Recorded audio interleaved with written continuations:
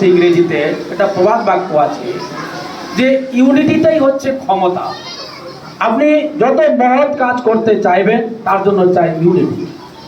আর এই ইউনিটির একটা রূপই হচ্ছে সমিতি, ট্রাস্ট, ফাউন্ডেশন। তো আজকে যে আল খিদমত যে ফাউন্ডেশন ট্রাস্ট আমাদের সামনে আজকে যে শেরশাহী মারুপুরে যে আত্মপ্রকাশ করেছে, এটা খুবই আমাদের মানে আনন্দের বিষয়। এই কাজ যদি আমরা ঠিকঠাক অর্গানাইজ করতে পারি তো আমরা শুধু মারুপুর শেরশাহী নয়, আমরা গোটা কালিয়াচক, মালদা, এমনকি আমরা সারা দেশকেও একটা পথ দেখাতে পারি। আমি দু একটি কথা আপনাদের সামনে শেয়ার করব। আজকে আলিগড় বিশ্ববিদ্যালয় আপনি নাম শুনেছেন, সেটা কিন্তু এইভাবে একটা ছোট্ট ট্রাস্ট নিয়ে আত্মপ্রকাশ করেছিল স্যার সৈয়দ আহমেদ সাহেব। উনি সে আলিগড়ের মতো ছোট্ট একটা জায়গায় ছোট্ট এলাকার মানুষকে তিনি অর্গানাইজ করতে চেয়েছিলেন একটা বিশ্বের যুগোপযোগী শিক্ষার এবং সামাজিক যেগুলো গুরুত্ব জিনিস সেগুলো মুসলিম সোসাইটিকে উঠিয়ে নিয়ে আসার জন্য তিনি এই ট্রাস্টটাকে জন্ম দিয়েছিল। আর ওই ট্রাস্টের আজকে যে ফল, কোথায় আলিগড় আছে, আজকে আমাদের মারুপুরও খুঁজলেও ওই আলিগড়ের প্রোডাক্ট আমরা দু চারটা পেয়ে যাব, যারা এখন আপনাদেরকে পথ দেখাচ্ছে। আজকে জামিয়া মিলিয়া, আপনাদের দেখেছেন জামিয়া মিলিয়া ইউনিভার্সিটি, যে প্রত্যেক বছর ওখান থেকে 20টা 25টা 30টা আইএএস অফিসার বের হয়। ভারতবর্ষের যেটা সবচাইতে মানে প্রেস্টিজ একটা চাকরি, যার কলমে সংবিধান চেঞ্জ হয়ে পারে, এরকম একটা চাকরি, এরকম একটা পোস্ট ওই জামিয়া মিলিয়া থেকেই বেরিয়ে আসছে।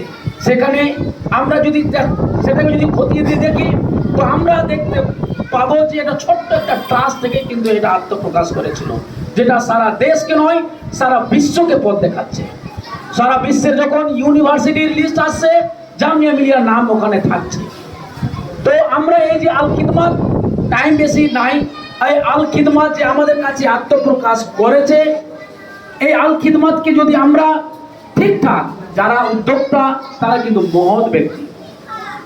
মহৎ ব্যক্তি ছাড়া এই কাজ হাতে নিতে পারে না।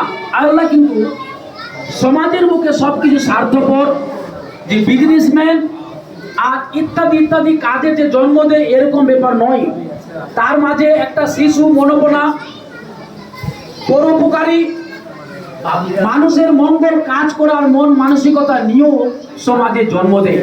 আর ওটাই আজকে আপনাদের সামনে আত্মপ্রকাশ করলো আল খিদমতের উদ্যোক্তা।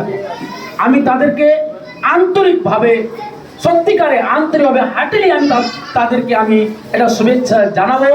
এত বড় একটা মহৎ কাজ তারা নিঃস্বার্থভাবে আপনাদের সামনে এসে হাজির হয়েছে, আপনাদের সামনে নিয়ে এসে হাজির হয়েছে।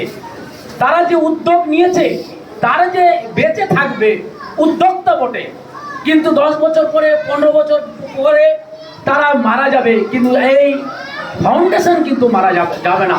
স্যার সৈয়দ মারা গেছেন কিন্তু তার ইউনিভার্সিটি এখনো চলছে। এই উদ্যোক্তারা একদিন মারা যাবে কিন্তু এই ফাউন্ডেশন মারা যাবে না। তো এই ফাউন্ডেশনকে যদি আপনারা মহৎ এবং বড় চিন্তা নিয়ে যদি তাদের পাশে দাঁড়ান, তাদের এই চিন্তা ভাবনাকে, তাদের এই মোটোকে নেগেটিভ নয় পজিটিভ মাইন্ড নিয়ে যদি তাদের পাশে আপনারা দাঁড়ান, তো এই ফাউন্ডেশন আপনাদের এলাকা নয় পুরো কালিয়াচকবাসীকে, পুরো মালদাবাসীকে একটা পথ নির্দেশিকা দিবে। উনি আপনাদের সামনে তার অ্যাক্টিভিটিসগুলো তুলে ধরেছেন। এগুলো হচ্ছে কর্মসূচি। এই কর্মসূচি তারা 1 বছরে কি 2 বছরে বাস্তবায়ন করবে।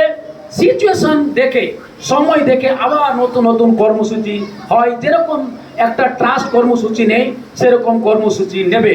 কিন্তু সবচেয়ে বড় কথা, আপনাদের কাছে আমি হার্দিকভাবে আবেদন করব, এই ফাউন্ডারদের, এই উদ্যোক্তাদের ভালোবেসে তাদের এই মহৎ কাজকে সাপোর্ট করে তাদের পাশে আপনারা দাঁড়াবেন, তাদের পাশে এসে দাঁড়াবেন। কোনো কাজ উইদাউট ফাইন্যান্সিয়ালি কোনো কাজই হয় না।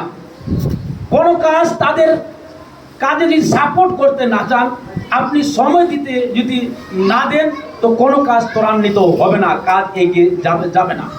তাই আমি দু একটি কথা আপনার সামনে বললাম, এটা আবেদন রেখে আমি শেষ করছি যে আপনারা এই উদ্যোক্তার পাশে, আপনারা আর্থিকভাবে, আপনারা সময় দিয়ে, শ্রম দিয়ে পাশে দাঁড়ান, দেখবেন এর স্বপ্ন বিশাল, এর পূরণও আপনারা দেখতে পেয়ে যাবেন। সকলকে আমি শুভেচ্ছা, আন্তরিক ভালোবাসা জানিয়ে আমার দু একটি কথা শেয়ার করলাম, এই শেষ করছি। আসসালামু আলাইকুম।